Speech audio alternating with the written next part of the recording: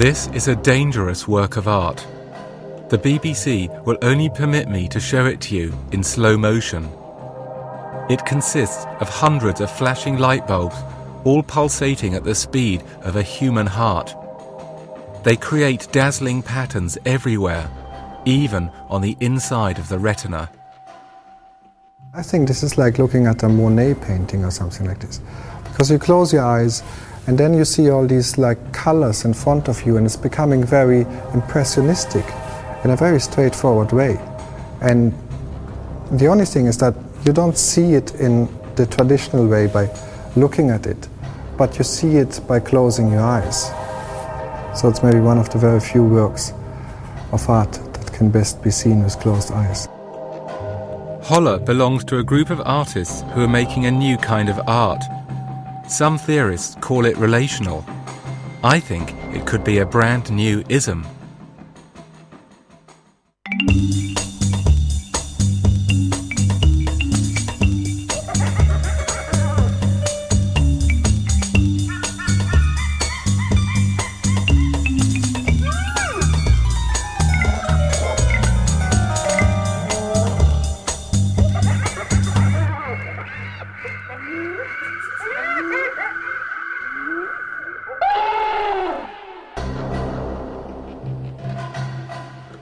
I've come to New York. I'm carrying a book by the French curator and art critic Nicolas Bourriaud. It's called Relational Aesthetics. It describes a new movement in art which I have never heard of. It says that it emerged in Europe and America in the 90s, while I was distracted by the YBAs. Bourriaud's book contains a long list of artists whom he views as relational. Among them, Vanessa Beecroft presents arrangements of scantily clad women in art galleries. Philippe Perrino bought the rights to a Japanese cartoon character. Then he and his artist friends made works of art with her, thus liberating a throwaway image from mass cultural narratives. Felix González Torres created minimalist sculptures out of boiled sweets. And Rikrit Tiruvanija exhibited his own flat in an art gallery.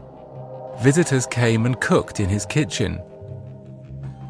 Over the last 10 years, Bourriaud had curated several exhibitions of relational art all over the world. But his book was not on first reading easy to understand.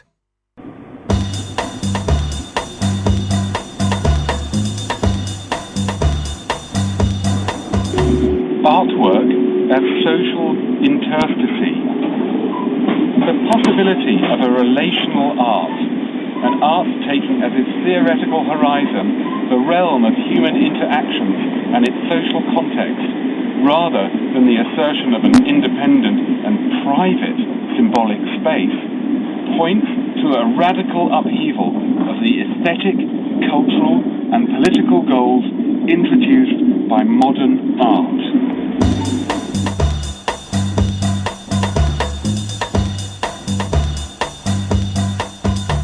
The 20th century had been full of isms.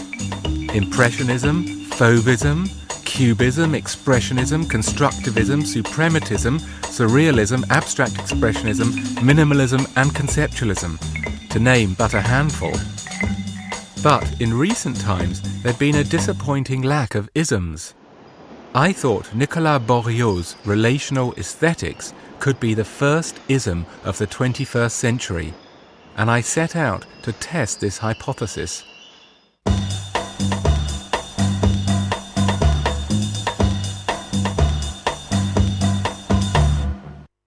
My search for the new ism began with two Danish artists who had frequently appeared in Bourriaud's exhibitions. Their new piece consisted of a minimalist series of payphones. Huh? This is Sean. Oh, hi, dear. Hi. Yes. I'm sorry. Well, we're eating dinner. Oh, okay. I'm just calling. I'm at an art gallery opening, and it's an installation involving phones and like wiretapping. And there's people in the next room with like headphones and stuff listening, so it's interesting. Okay. Well, can I call you back? We're having dinner. What would you say is relational about it? You need like the visitor to come in and play in order to give the work some meaning. When you go to a show with real minimalist works, like you would also like them to be activated a bit, like that you could like climb some of the sculptures, so you know, like sit on it, and it would look so much more groovy and up to date. Elmgreen and Dragset's work seemed to me to be a step forward in art. Its sleek looks came from minimalism. The use of everyday objects was conceptual. The new element was ordinary people. In this piece, they hired household decorators to paint the walls of a gallery white over and over again for a day. And for another exhibition, the artist simply drilled a hole into the ceiling of the gallery. Visitors could climb a ladder and look into the flat on the floor above. You very often make very artificial attempts to like kind of link like the art scene to its like social context or surroundings. And here we did it in a very, very basic way, you know, like the two worlds would meet through this hole.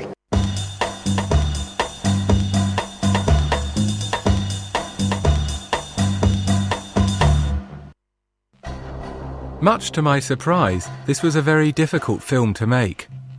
I approached many of the artists mentioned in Bourriaud's book, but some of them were not keen to appear in a program about relational aesthetics. Liam Gillick makes simple architectural structures with texts, such as this one. He's mentioned many times in Bourriaud's book. His work may be considered relational because they investigate the way architecture controls social activity. When I contacted Liam Gillick, he told me I was asking the wrong questions and put the phone down on me. I later found out he told another artist appearing in my program that I was dangerous. Angela Bullock told me not to ask the question why, and then missed our interview appointment. Other artists agreed to meet me, but when they did, they seemed to find my approach rather outdated. What ideas are represented in the sculpture? None. This piece is like made of like 3 lamps that are linked together with like some wires, and the 3 lamps stand in 3 different rooms of the space where we are. So in order to encompass the object, then you have to circulate within the gallery through an artwork. How did you evolve the pattern that's on the lamps? I don't know, just a few little holes. Do they like represent windows or doors? I think they represent really nothing. How are they specifically meant to alter the rooms or our relationship to the space? 3 lamps, 3 space. It's really simple. Right. Philippe Perrineux's lamp required a new way of understanding art. The idea was that art no longer had to mean anything, nor did it have to be something that was just looked at. It could be useful. It was just a lamp, priced at several thousand euros. In what way can this work be considered relational? No idea. You tell me.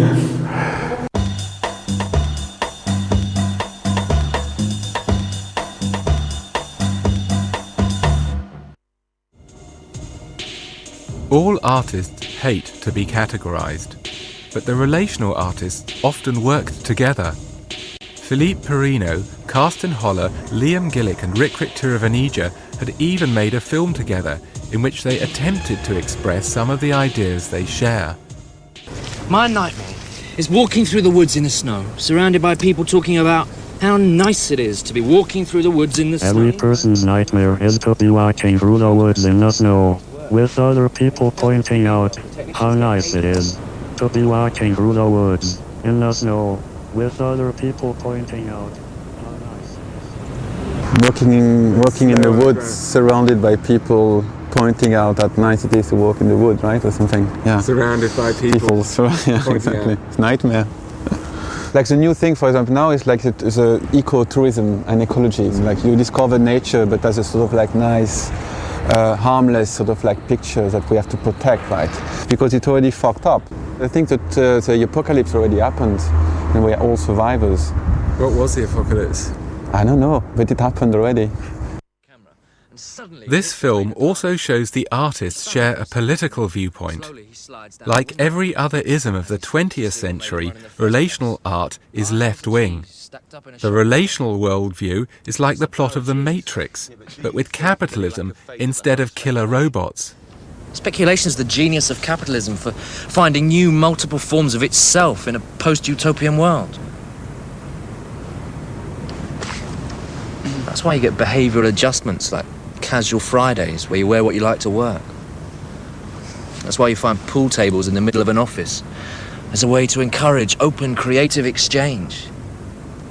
These are new forms of soft capitalism that make people feel good while maintaining the old relationships. Yeah, but maybe if people feel good, they're more likely to speculate and less likely to plan. When you feel good, you are more willing to speculate and less likely to plan. You know, we're still very much in this belief in the pursuit of happiness, achieving this by fulfilling the needs. I don't think this works. I think we have come to quite a degree of saturation of our needs. And post-utopian would be to give this up, this drive. To be less goal-orientated. The goal would be not to have a goal anymore. So that's a big goal. So how do you get beyond that? I don't know. I had a goal which I wasn't prepared to abandon. To find out if relational art was a brand new ism. I went to meet the godfather, the author of the book, Nicolas Bourriaud, at his spectacular gallery.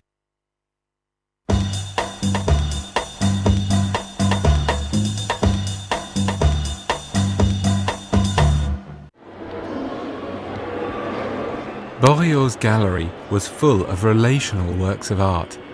They were interactive and political. I kicked around some footballs decorated with the heads of world leaders. My attention was drawn to works of art by Santiago Sierra. They were photographs of pieces he had made with specific social groups. In one work, he'd paid 300 African immigrants to dig holes in a grid in the middle of Spain. In another, he paid Eastern European prostitutes to perform S&M. Is exactly showing the worst aspect of human relationships, today, which is hire people, make them slaves in a way, and exploiting them as much as you can. This is the interhuman sphere activities. Right. Is it an ism? No, actually. I never said relationism, for example. I wrote a book which was called Relational Aesthetics. What is Relational Aesthetics? It's a kind of ground of sensibility for today. Take the pop art of the 60s, for example, and you'll see that the common ground was the sphere of consumption, actually. Today, it totally shifted to the sphere of human relations. Why is that? And that's why it makes sense. Why? Because we're not living in a consumption or production society anymore, but in a communication society. It's almost an ism. If you insist. Bourriaud was being modest. Every ism in the 20th century had an art critic behind it who invented the term. Apollinaire coined Cubism. André Breton came up with Surrealism. Germano Chaland and Lucy Lippard pushed Conceptualism. Relational art fulfilled this criterion of ismicity.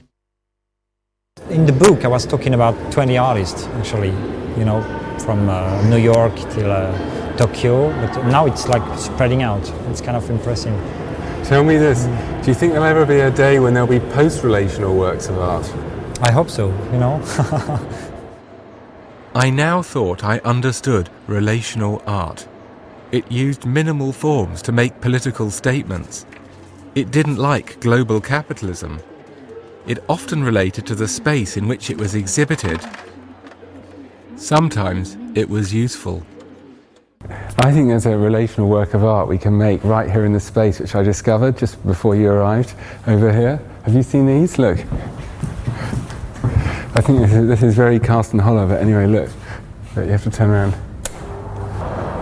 But that's just blinds going down. So where's the relational work of art in there? It's about our relationship between the inside and the outside. Yeah, no, I don't think so.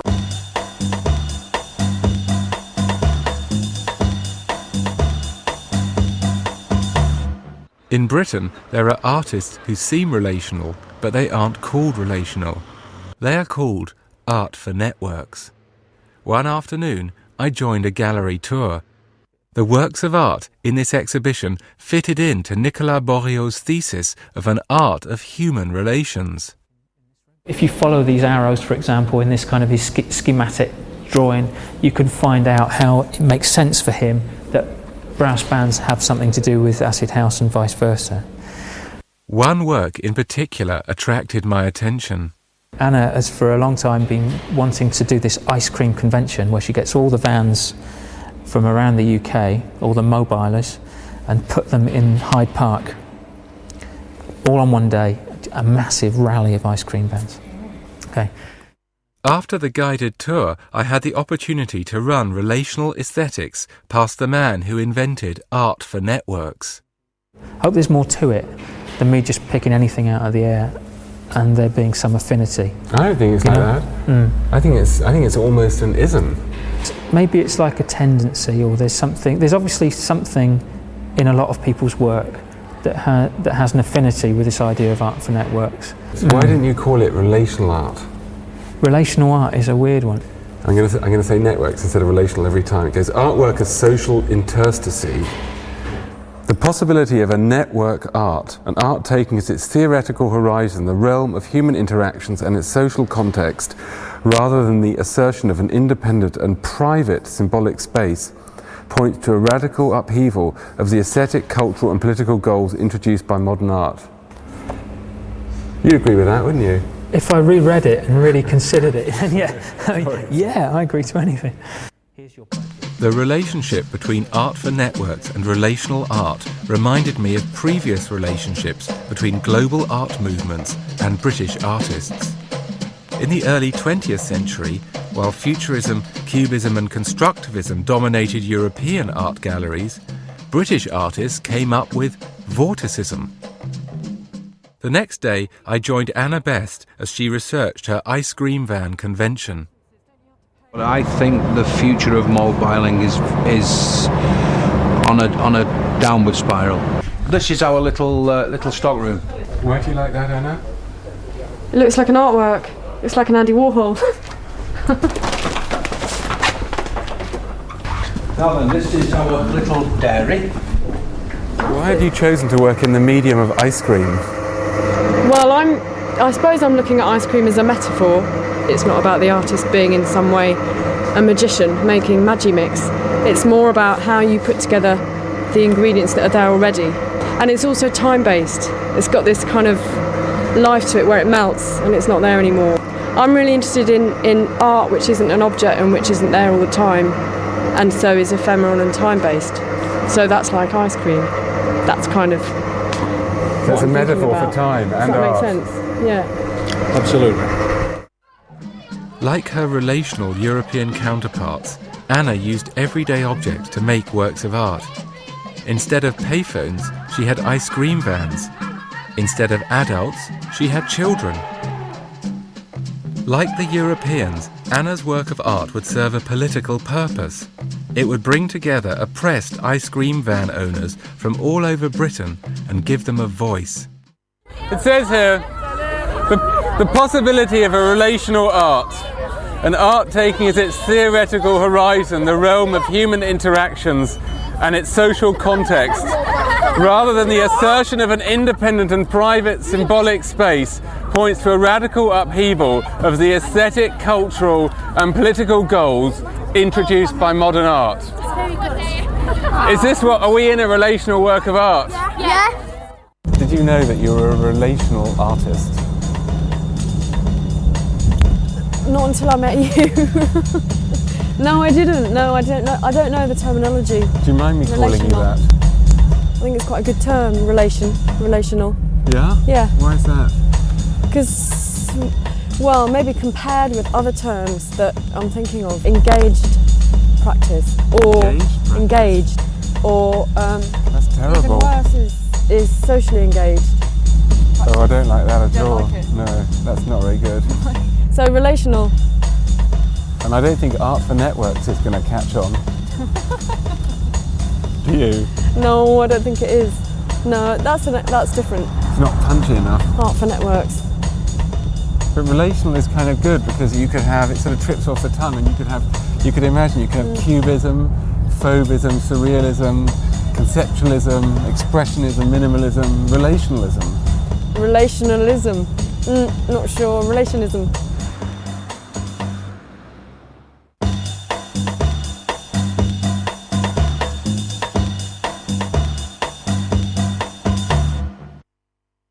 The artist mentioned most frequently in Nicolas Bourriaud's book was also heavily into edible media. His work was on the book cover. He was perhaps the most relational artist of them all, but his art was also the most difficult for me to understand. He was famous for cooking dinner in art galleries. Afterwards, he exhibited his dirty pots, pans and plates as installations. He sold crates of empty beer bottles as multiples. When he listed the media with which he made his works of art, they always included the phrase, lots of people. Rikrit Tiravanija is represented by one of New York's leading art galleries, the Gavin Brown Enterprise. I went there to meet Gavin. The first thing, a piece of his I ever saw was those stacked beer bottles, which I thought were irritating at the beginning. I found the work quite irritating to begin with, and I suppose that stayed with me for a while. Well, what won you over? Just a sense of liberty to the work. I don't know. I wasn't sure if Rikrit's work was art, but that might be proof that it is. Ignorant people have always reacted to important new art movements with the exclamation, "That's not art." I've got this book here by Nicolas Bourriaud called Relational Aesthetics. Mm-hmm. Have you heard of this? No comment. I've heard of it, yeah. Does the term mean anything to you? Do you think there's such a thing? I'm not sure it means anything to him. I don't know. Don't you think if you wanted to look at the possibility of art that's theoretical horizon is the realm of social interactions and human interaction, social context, you just go out and meet people and have a good life? I mean, to me it seems as though a lot of this work is people who are scared to live a life in the first place, and incredibly unradical people who play a game of a radical life within a very safe confines of some Kunsthalle or other museum in Germany or France. And why, for you, doesn't Rikrit belong to that? Oh, often he does, you know. But that's part of the reason I love it, because he's so willing to fail. But you know, a lot of it is incredibly pretentious. What about this piece? I thought that piece was a particular revelation. Really? Mm-hmm.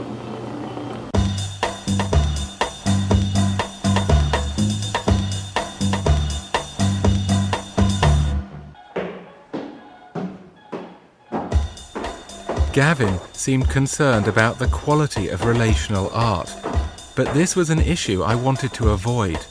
All I was interested in was the ism. Rikrit was teaching art at New York's prestigious Columbia School. He had invited me round for dinner with his students in his dark flat. Thanks to Rikrit, I was finally to understand relational aesthetics. I would say I never make work from having to make something new. You know, I always work from, some idea of ready-made. You know, so I like to think that it's just kind of like, you know, you take Duchamp's urinal, put it back on the wall, and just piss into it. I mean, and I'm just pissing into it, along with other people hopefully. Theoretically, Rickrits' art had a logic to it. 100 years ago, Duchamp had invented the ready-made by putting a urinal in an art gallery and exhibiting it as sculpture. Rickrit was going further. He made art that was useful, and he took human beings and their activities and exhibited them. His subject and his medium was raw life itself. With my work, it's not so much what you see, it's what you don't see. It's not about documenting something, it's not about making a video, it's just a clock that's running. I don't understand. You know, it would be like if you came to this interview and instead of having camera on us, it would be, the camera would be on the pot cooking. But if there's nothing actually happening inside the video frame and the thing that's happening is you can't see it, then why watch it for more than 20 seconds? Because you want to wait and find out whether something actually happens in the next 5 days. I could see why Rickrit wanted to make works of art like this. We live in an age of sound bites, websites, and video games. No wonder the relational artists were so keen to use real life as art, with real people and uncut slices of time. Relational art was the next logical stage for art. That's what made it the new ism. But I was biased. The fact was that I too had once been a relational artist, and years before Rickrit. Back in the mid-80s, I had made works of art with food and lots of people. I'm making the Jackson Pollock salad. In this kind of Brahmin outfit. Yeah. Then I decided eventually I wasn't very good and I stopped. What do you think? Does it look Looks like good. art? It's too bad you stopped. Maybe I was the first. You were.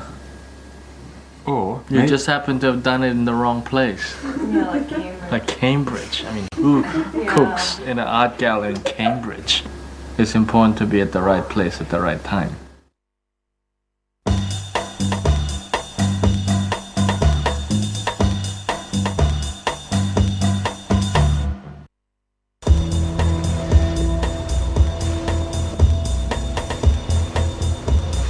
I'm on my way to the Venice Biennale. Rickrit Tiravanija is curating a whole section of the art fair this year. As I watch the palaces drift by, I wonder if one day people will talk about relational art the same way they talk about Renaissance art.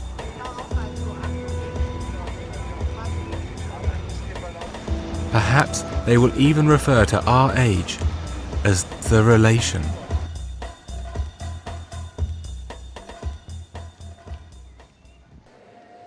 Rickrit's show had free giveaway bags. It was full of relational artists from all over the world. It was a great exhibition. I wanted to bring it to London, but I would have to change the name. 10 years ago, the Royal Academy held a legendary exhibition of young British artists called Sensation. My show would be the follow-up to that. Wow. Oh, relation. That's beautiful. Yeah? Yeah. Yeah. I think it's a very, very good comment. Would you be in it? Of course we will. Of course we will. Anytime. Yeah. Look, here you are. You're going to have a show in 2004. Yeah, called Relation. That's good. Would you be in it? If you turn the Royal Academy into a space like that, I'll do it.